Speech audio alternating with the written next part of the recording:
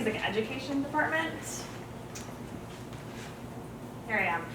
And one of the courses that music education department teaches is a music methods course for elementary ed majors. These are pre-service elementary teachers, so not music majors.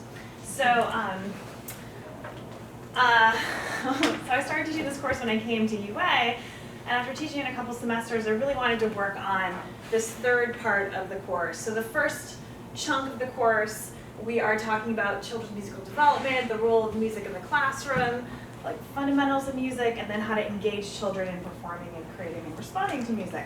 But when we get to this integration piece, right, which is really how we talk about how to infuse music throughout your curriculum and get them involved in some integrated curriculum design, this is what I wanted to work on for the experiential learning piece. So what I was had been developing over the semesters but really wanted to fine tune with this opportunity was the arts integration emphasis on music, project-based learning, and then we did some interaction with the Alabama Blues Project this semester, and we kind of did a case study on them that led to their integrated curriculum design. So here were some of the outcomes based on the ELO, which was to examine resources and technologies for elementary music ed, understand the theory and practice of arts integration, really analyze a school-community music partnership focused on the blues, and then design some curriculum materials. So I put some things based up here on this deeper problem-solving model for you. But I guess what I want to say about problem solving was that in my design of their final project, in semesters past, the problem that I came into was that it was just too broad, right?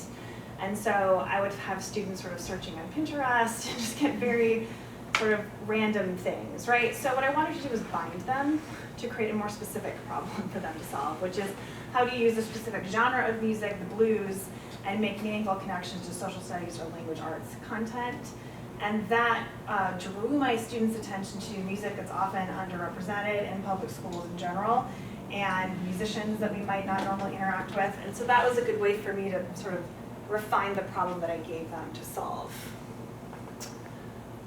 Okay, so what we did was we went to Matthews Elementary School and we observed the Alabama Blues Project teaching there twice, and they were reflections on that experience. And as we were doing that observation, we were reading a text called Renaissance in the Classroom. It talks about best practices in arts integration. So this is a text I've used in the past, but having students have this real-life interaction, observing some of the challenges and opportunities that these partnerships provide, made that really concrete for them. And then I gave them two options for their final project, was to design 2 lessons integrating the blues, or to design a project. They did in-class peer evaluations on those projects, they did formal presentations to class, and then they did some reflections on their curricular work.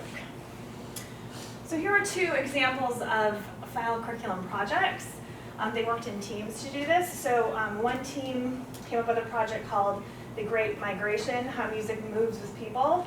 So that project focused on country to city, and they looked at country blues and urban blues, and looked at some blues pieces that spoke to the experience of the Great Migration.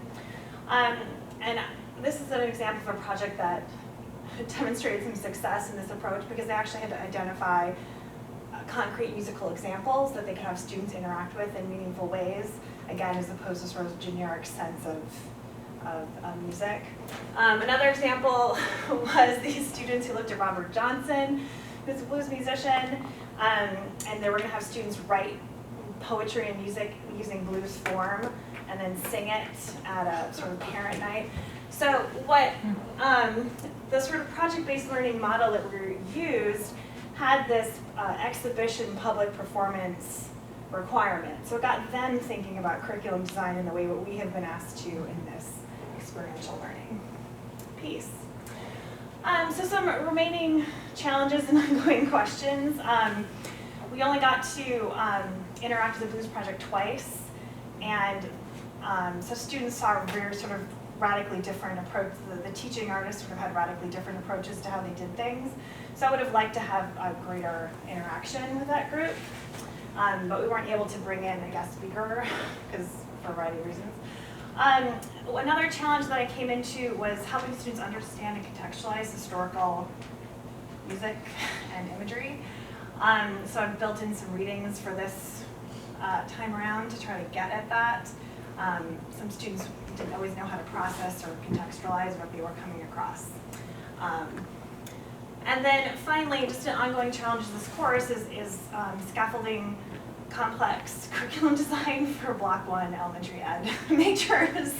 And that's an ongoing learning process, but what I really liked about this work was interacting with this organization and them having some real life application for some of the issues we were talking about, and then this binding of their curricular work, which I think provided more successful integrated projects than I've seen in the past.